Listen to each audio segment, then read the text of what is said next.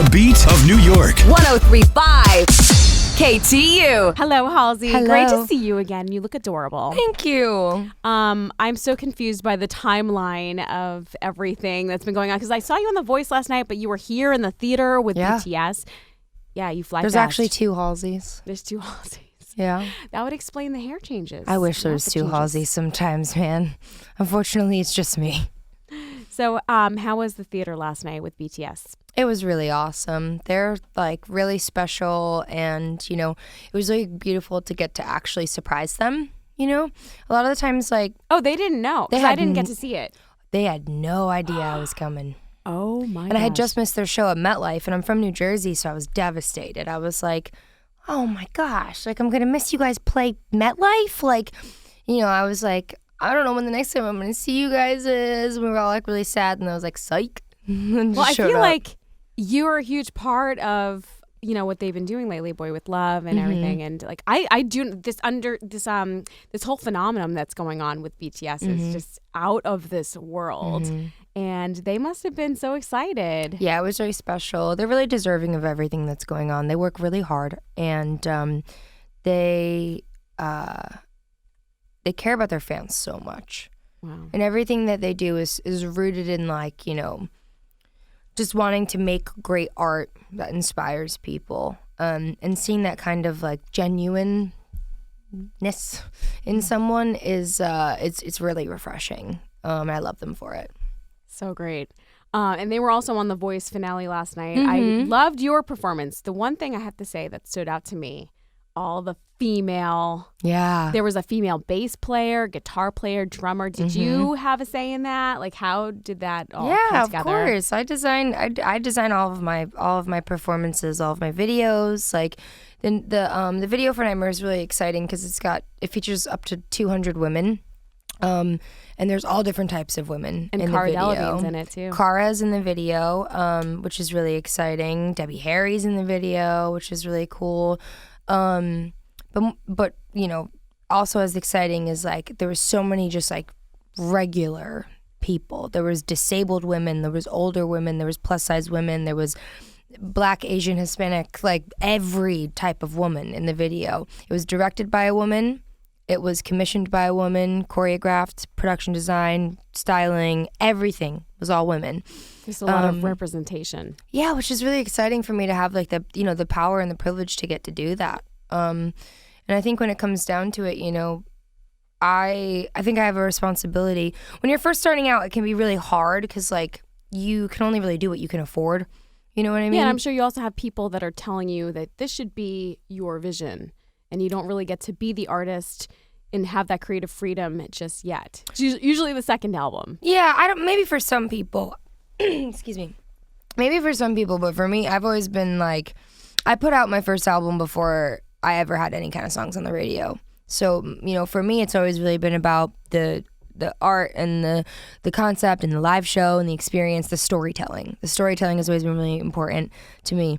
And I'm fortunate enough that it worked the first time around. So, my record label and my team has always been like, well, seems like you know what you're doing, so we're just going to kind of let you do it. Fantastic. They've never really like impeded on my vision in any way. I know that some artists obviously aren't so fortunate, so I feel very lucky to have that kind of trust and that kind of support around me when it comes to that kind of thing. But yeah, we extended that vision to The Voice and brought in 30 female dancers, all female band, and it was really nice just on a personal level. Like being in the rehearsals. Yeah, like how with does all that? the girls. Because there was definitely some choreography there. Yeah. So do you design that, or is it a collaborative effort? So for that particular performance, the choreography was designed by this amazing dancer choreographer, like creative director in LA named Danny Vital. She's like amazing, and she and I kind of came up with something that was like choreographed chaos. Where we really like. For me, it's really important to let everyone be themselves. A lot of backup dancers kind of just get like, they become exactly that, backup dancers. Right. And for me, I respect those women as artists in their own right. So it's really about giving them the opportunity to express themselves. And for me, it's like wear what you want to wear, like show up in your own clothes. If you don't like a move or doesn't feel natural to you, like do something that feels more natural to you. Whatever you do, I want you to have a good time and be like excited to be here. And so the rehearsals were just so fun and refreshing. We all just had such a great time. And I think we were all really emotional by the end of it too, because it felt really important. And I think all of us, all being around the same age, like in our 20s, we're kind of looking at each other like, this is the kind of stuff I wish I was watching on TV. Like, I want to come work for Halsey. it's fun. Putting it out there. It's a fun camp. We're really fun. But, I think it's just very timely to your nightmare. I just want to say my friend had a baby yesterday. Wow, that's She amazing. did a home birth. And it just showed to me the power of women, because let's just say she sent out a couple of pictures in the group chat. Oh, I'm sure. About her experience. I'm and sure. just like, I can't even believe sexism is a thing, because just based off of that, women are so strong. Yeah. And I feel like Nightmare has a lot to say about sexism and catcalling, which is like freaking sucks. Yeah, especially here in New York. Yeah. Also, like, question, when a random man says hello to you, is that catcalling? Because I can never tell if I'm supposed to say hello back or be a bitch. No, I think obviously there's like a level of friendliness. For me, it's always like if a man says something to me he wouldn't say to another man. Like that always feels like catcalling to me. Because I don't see guys going up to each other on the street being like, hey, I like your clothes. Or like, why don't hey, you smile? Yeah, exactly. Like, That's they're the not worst. doing that to each other. But, casual conversation, I think, is like, Like, good morning is okay. Yeah, that's I never know if basic I'm supposed human to go. decency. It sucks that we have to try to figure that out in our heads if we're supposed to automatically go into defense mode. I Yeah. actually was really rude to somebody we worked with because I was purposely not making eye contact, sat down next to me on the subway and was like, hey. And I was like a terrible look at it. And I was like, oh, I'm so sorry. I just assumed it was going to be a catcaller. Of course. I mean, I think it's a shame that women have to live in kind of like in fear of that. Obviously, like promoting Nightmare has been an interesting experience for me because a lot of men in radio have said to me, they've been like, do guys really say that to you? Do they really like tell you to smile and stuff? I'm like, oh my gosh, are you asleep? It's real This life. is happening everywhere all the time, but it's crazy to me that I'm talking to grown men who are just completely oblivious that that's part of the female experience, It's exciting because this is hopefully an opportunity to like enlighten them about it a little bit. I once saw the funniest meme, and it was like, it was a graph, and it was like percentage of times when catcalling is okay, and the tiny little percentage was when you're calling cats. That's amazing. It was so good. Come here. So I love it. last time you were here, it's funny because I was just telling Norn who's filming, and we were like, oh my gosh, your shoes, like your makeup and shoes and everything is just always amazing. And we were like, oh my god. I was walking down Spring Street, and I literally just saw your shoes in the window, and I was like, oh my gosh. No way. Like a day after. They were Prada, like. Oh, I know exactly which ones you're talking about. Yeah. Yeah. Yep. You were wearing like the leopard skirt, and it was so cool. Like, who inspires you as far as fashion? Wow. I mean, I kind of take inspiration from so many different places. Ironically enough, a lot of men, like Mick Jagger. I love a good suit. Ooh. Yeah, because Jagger always wore good suits. I saw in the video for Nightmare. Totally. I'm rocking that. That was really fun, kind of exploring all those different personas. I think I'm really like into the like male rock, like the androgynous look. Yeah. Like I love suits. I love sometimes bright colors like neon, like Bowie would do. I love a good like tank top, suspenders, trousers. Like one of my favorite looks is looking like a mechanic who just got off of work.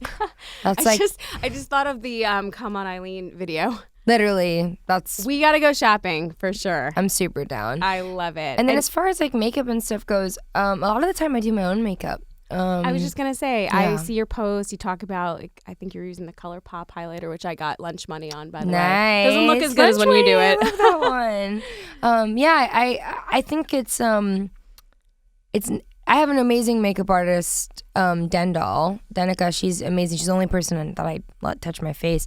I think people don't realize what an intimate thing that is. You think when you're first starting out, you're like, ooh, I'm going to get a makeup artist, like a hairstylist. Like, and then they're poking on the inside of your waterline, and you're like, ah. And then you're like, about to go on at an award show, and you're nervous and sad, and they come in and tell you something's wrong, and there's a stranger like, sweetie, can you turn? I need to do your lip liner. And you're like, I'm going through something right now. So you need like a makeup artist / therapist. Yes, exactly. Or you need to do it yourself so you can have some time to kind of like get your head right. Like that's like me preparing for war. When I'm about to go on stage and I like sit down in the mirror and I start doing my makeup and like, I feel like I'm becoming Halsey kind of. Do you ever forget your own lyrics? I did for the first time 2 nights ago. Shut up. Yeah, when I was in Minneapolis doing the Nightmare Release show, the crowd was so loud I couldn't hear myself. You just get a little I was lost. so distracted. I couldn't believe it. I laughed it off, and I told them too. I was like, "You guys are so loud. I literally don't even know where I am in the song." It was a miracle that I even got through the thing. But you know, I think it's hard for me to forget the lyrics of songs, mostly because I write all my own lyrics. So like they came from inside my head at some point, and they usually don't go away after that. Because it's a personal experience. Yeah, it's super meaningful. I love the new song. It's like Thank got this you. like pop punk vibe. Mm-hmm. I love it. So I know you were supposed to take some time off. What the hell? Yeah. Where's your vacation?